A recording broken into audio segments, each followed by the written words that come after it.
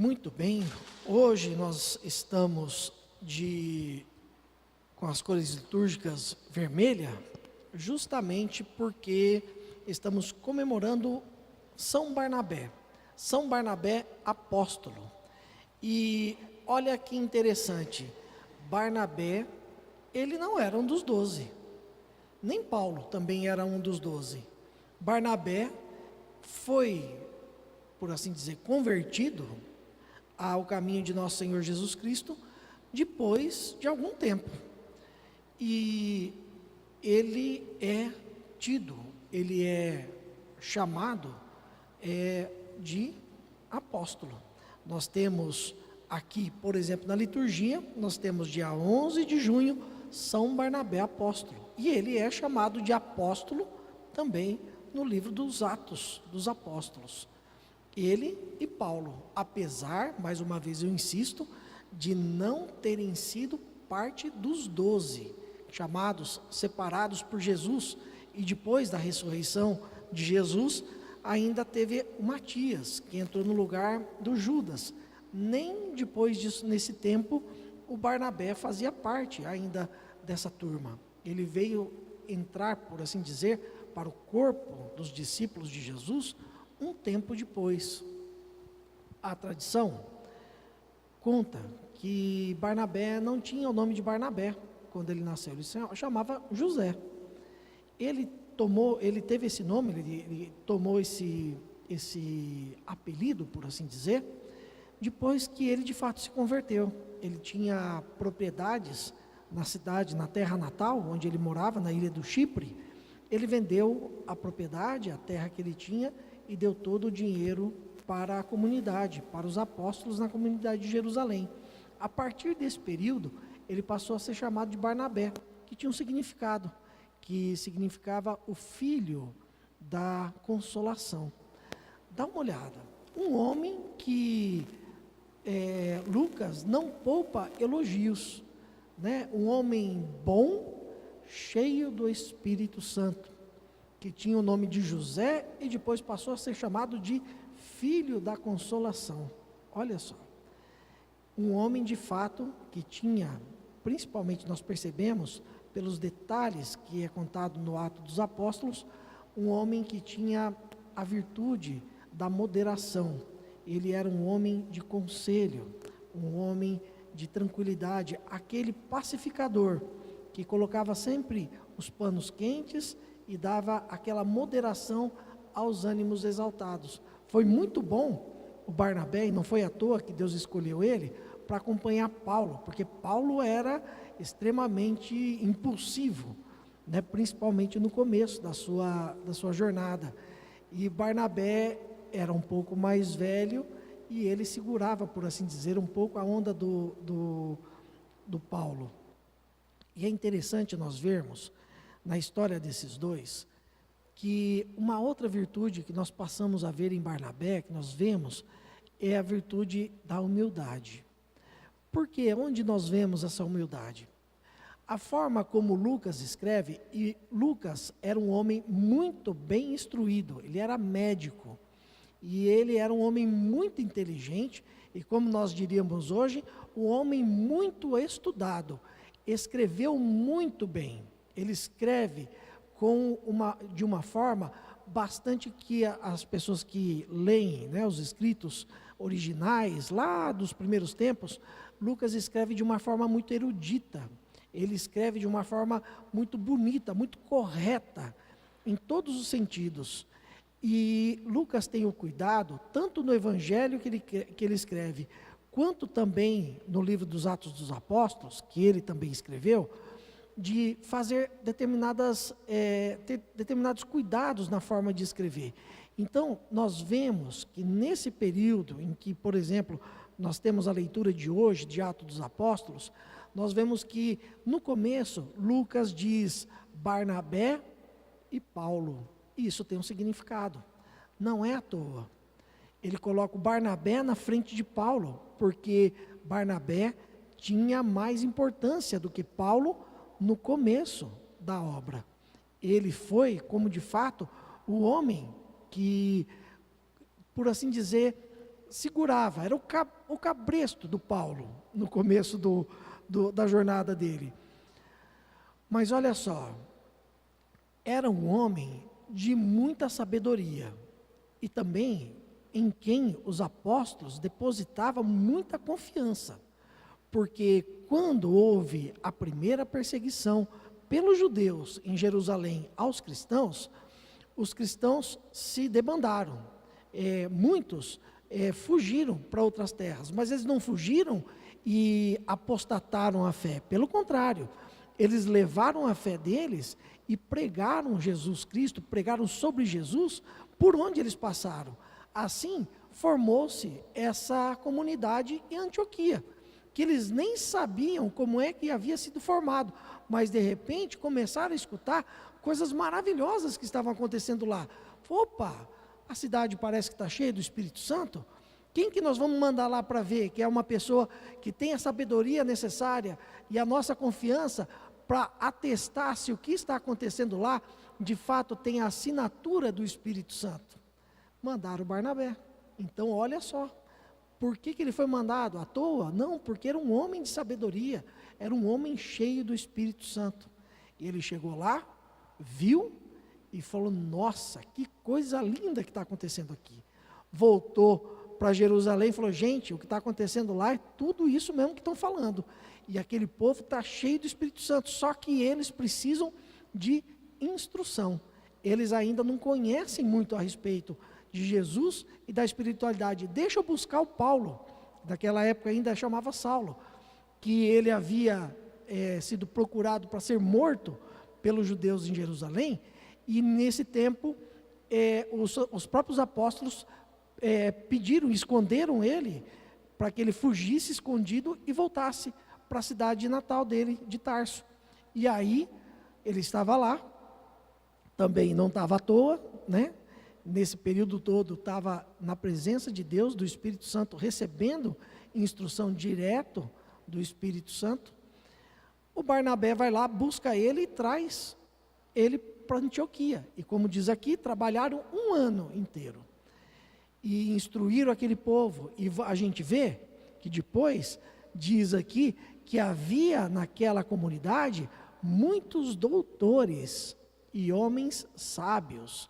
E aí ele fala de alguns que estão ali. Quer dizer, Deus estava fazendo uma obra maravilhosa naquela cidade.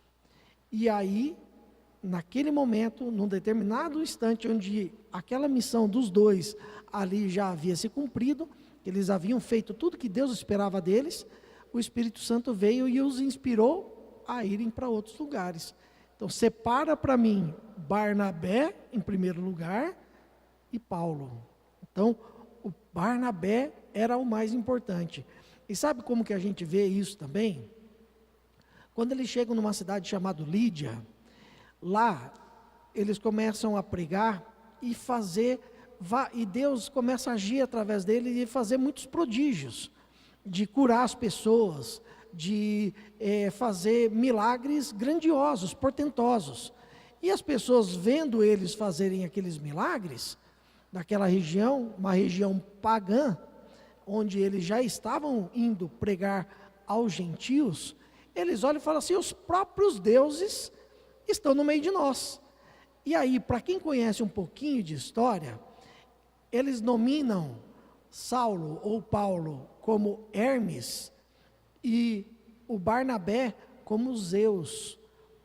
Provavelmente porque o Barnabé era um pouco mais velho do que o Saulo, do que o Paulo, e porque eles viam em Barnabé como o chefe, e o Paulo, o mensageiro, porque era assim que era tratado, que é tido no panteão dos deuses pagãos gregos. O Hermes é o deus mensageiro, é aquele que leva, aquele era rápido, né? O Hermes, ou Mercúrio, que era rápido e levava a mensagem que Zeus dava para os outros deuses e também para os seres humanos.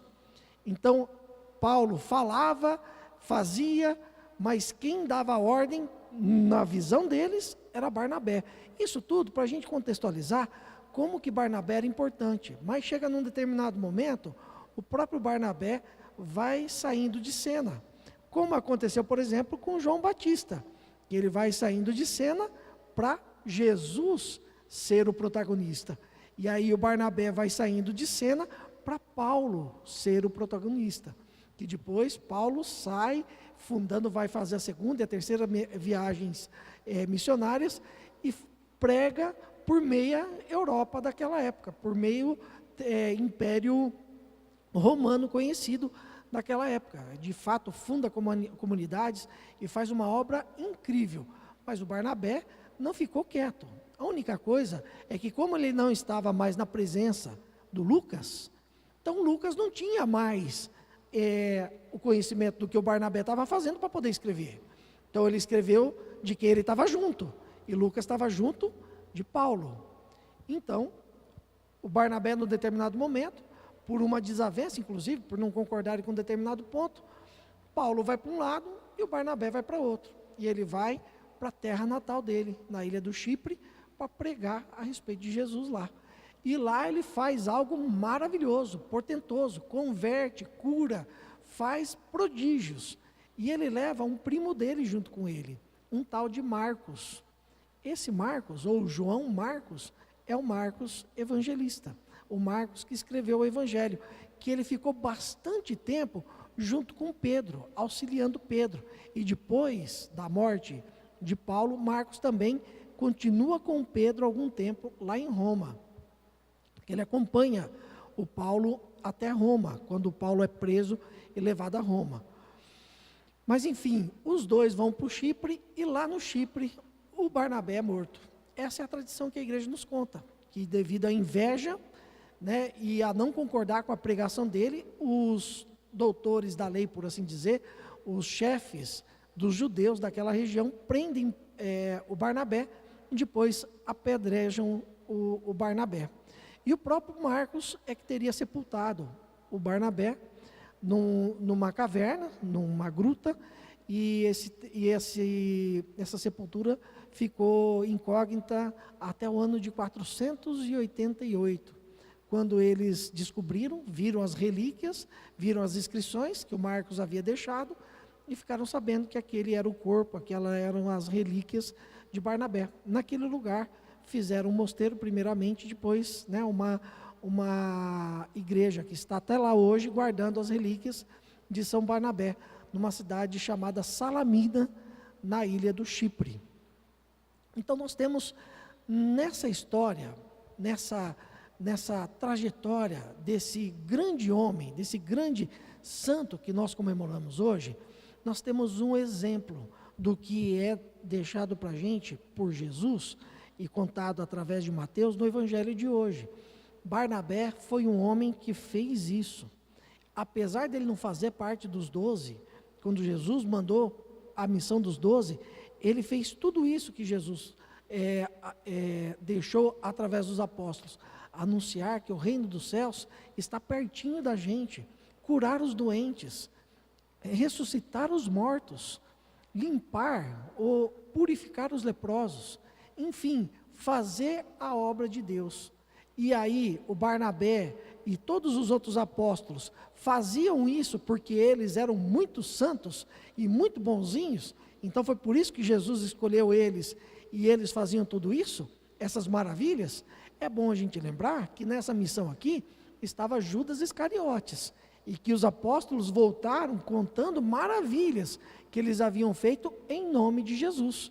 Eles fizeram isso porque eles eram muito santos? Não, porque eles faziam em nome de Jesus. Quem fazia, na verdade, era Deus, através do nome poderoso de Jesus, que eles estavam indo anunciar. E Barnabé também fez isso, junto com Paulo, por onde eles passaram. Por isso, aquela situação que aconteceu lá em Lídia, em que eles achavam até que eles eram santos, que eram deuses. E isso tudo para dizer para nós que nós também somos chamados a viver uma vida apostólica. Nós também somos chamados a falar disso, a fazer isso, a exprimir isso em nossas palavras, em nossos atos, de que o reino dos céus está próximo, de que Jesus está no meio de nós e que pelo poderoso nome de Jesus, pelo sangue dele derramado na cruz, os mesmos prodígios daquela época acontecem ainda hoje. E aqui em Santa Fé, nós temos a graça de poder ver isso acontecendo, principalmente nos terceiros domingos, como vai ser agora, no próximo, dia 16, em que prodígios acontecem. Deus se manifesta no meio do povo reunido. Deus ainda é o mesmo, não mudou, está no meio de nós. E nós, a exemplo dos apóstolos e desses discípulos, que depois foram até chamados de apóstolos, pela obra que eles realizaram na vontade de Deus, nós também somos chamados a fazer a nossa parte. Agora é conosco. Naquela época foi com Paulo, foi com Barnabé, foi com Mateus, foi com Lucas, foi com Pedro. Agora somos nós. Agora é com a Márcia, com a Rosiane, com o Fábio, né, com todos nós, com a Ailton, né, com todos nós. Nós somos a bola da vez. É conosco que está o bastão agora. O que nós devemos fazer então? Eu tenho que ficar santo? Não, fica tranquilo, meu irmão, não é assim não. A santidade vai vir lá no final. Desse jeito, tudo estrupiado, manco, todo arrebentado, cheio de pecado, do jeito que você está, é assim que Deus te quer. Mas Ele não quer assim para sempre não. Ah, Deus sabia como eu era, Ele me chamou desse jeito. Ele chamou para te transformar. Ele me chamou para me transformar. Então, desse jeito que a gente está, é só a gente se colocar à disposição. Senhor, o que o Senhor quer que eu faça? Qual a tua vontade para mim? Aonde está o meu apostolado, o meu chamado? Porque nós temos santos que são chamados hoje doutores, ou no caso até doutora da igreja, que ela se santificou varrendo o chão do convento, lavando a louça. As irmãs dela do convento, quando ela morreu, disse: tadinha da Teresa, não vai ter nada para escrever no túmulo dela. Não, só que ela era doutora da igreja, não tinha nada para escrever, quase nada, porque tudo que ela fazia quietinha, calada, e só relatava para o diretor espiritual dela, que percebeu o tamanho daquela santidade e pediu: olha, eu preciso que você me fale, inspirado pelo Espírito Santo. E ela deixou um livro maravilhoso escrito, A História de uma Alma, que conta a história de como a gente pode fazer uma via de santidade nas pequenas coisinhas. Então não adianta a gente pensar: nossa, eu tenho que ser igual Barnabé, igual Paulo, sair em missão pelo mundo. Não, pode ser aqui, na tua igreja, na tua paróquia, varrendo o chão da capela, da igreja, passando um pano nos bancos, não sei, pergunta para Deus, Ele sabe. Onde está a tua missão, a minha missão? Para cada um, uma missão diferente. Se a gente pergunta, Ele responde. Então, eu falo mais uma vez, cuidado com o que você pergunta, cuidado com o que você pede, porque Ele responde, mas vale muito a pena perguntar. Eu fui fazer a besteira de perguntar um dia, estou eu aqui de diácono, já pensou? Né? Quem me conhece desde a infância, né? A Rosiane, a Vânia, quando ela me viu a primeira vez num baile, ela falou: meu Deus, o que é isso? Quem que é esse cara? Esse que é o filho do Ângelo? Meu Deus! E olha só, Deus faz, e nossa, tem tanto para transformar ainda. Deus sabe o quanto, só Deus sabe o quanto. Então, vale a pena. Aonde está o meu chamado? Aonde o Senhor me quer? Aonde é o meu apostolado? Senhor, igual o Senhor fez com Barnabé, faz com a gente também. Louvado seja o nosso Senhor Jesus Cristo.